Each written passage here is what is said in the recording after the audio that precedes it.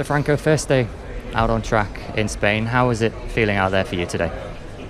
Very bad. It's not been a good Friday. I think probably the worst of the year, or one of the worst.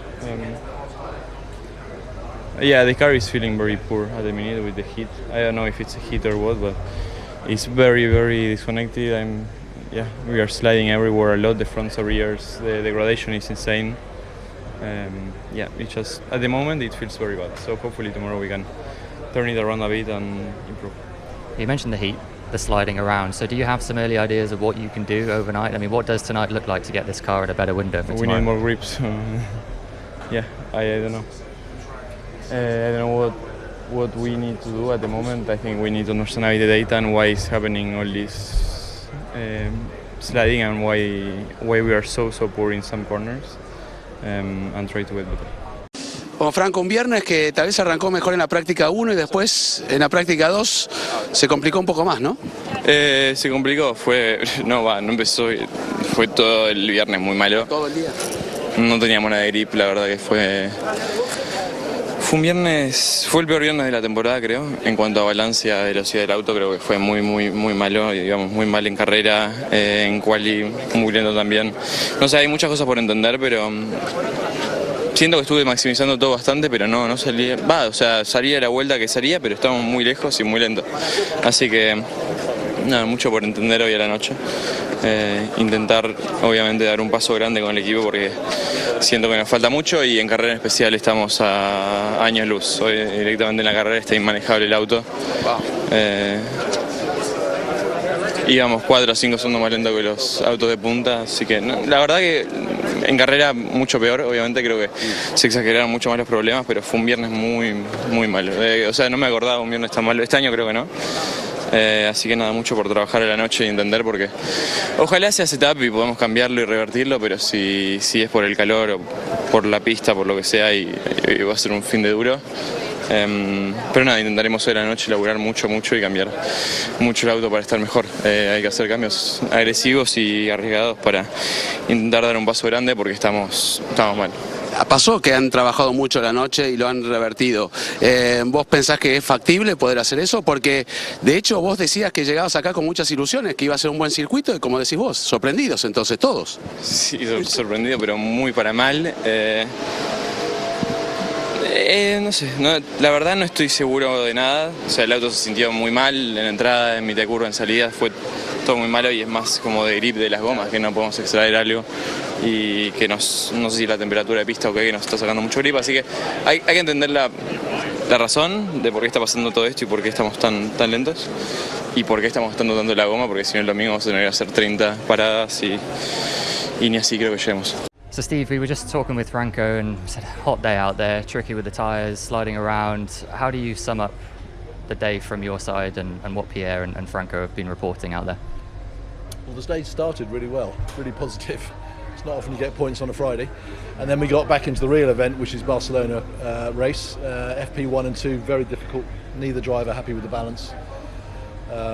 Some of the issues we had when we tested here, but a whole lot of new ones as well. So we really need to go through the data and find out what's wrong, because both drivers are complaining about similar issues.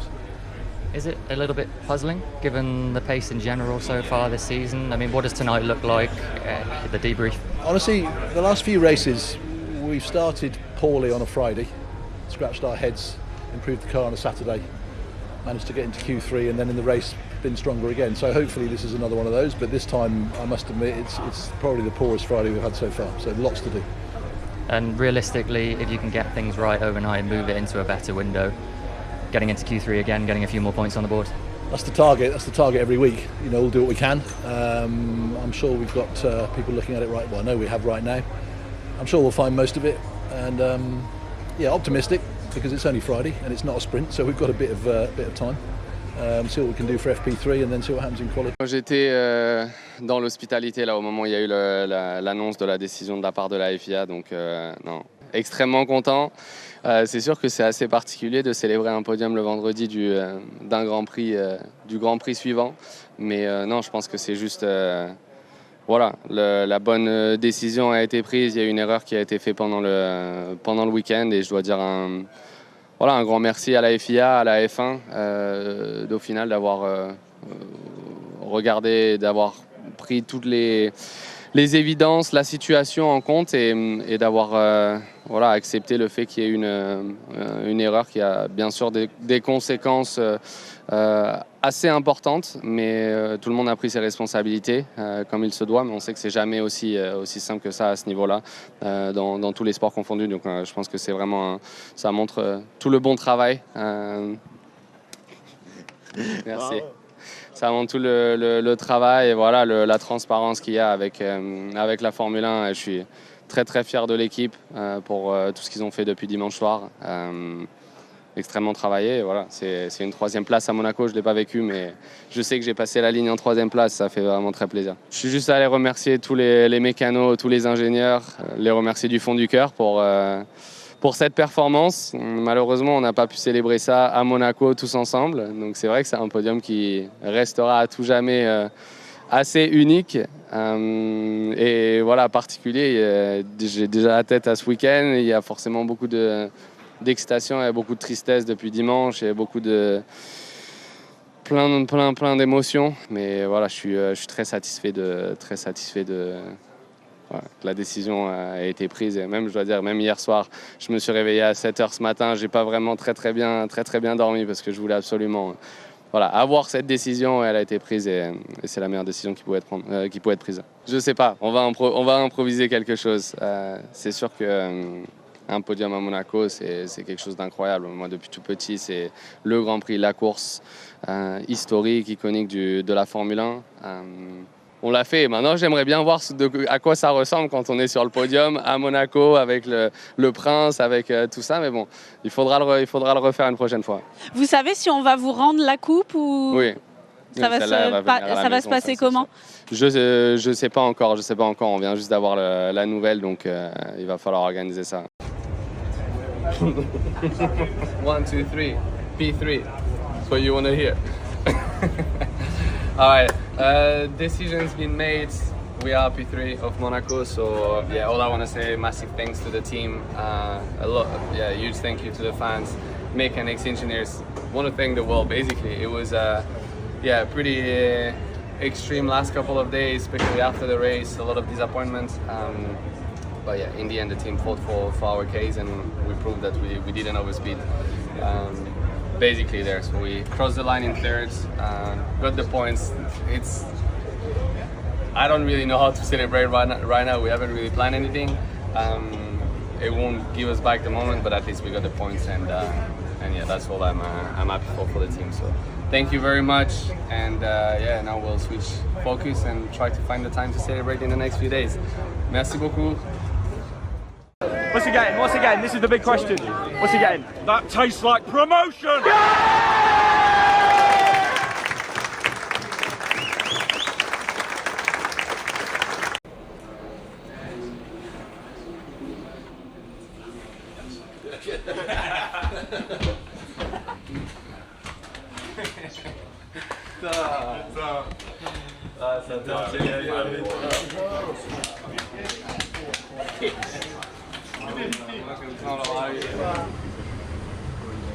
Thank you.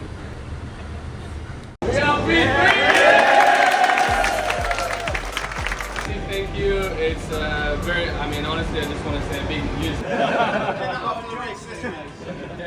I'll find one. Buen día a todos. Gracias por venir. Está lleno de banderas argentinas. No entiendo. I'm actually not sure if we're in Spain or in Argentina. I don't know. Can you tell? They love you in Argentina. Hi Paul, so obviously another FP1 outing for you today. How did it go out there? Well, I thought it went quite well. The team thought so too, so it was a very happy day for me. Rule number one was to get the program done, and we did that. First of all, we had some sensors on the car, and then we collected some data, and then next up we had 2 runs on the soft, and then we basically did a longer run, and we managed to complete all of those. No mistakes, no damage to the car. That was rule number 2, and ultimately it was important to set a quick lap time, and I managed to do that as well. So I was quite happy with P6, and overall a very happy day.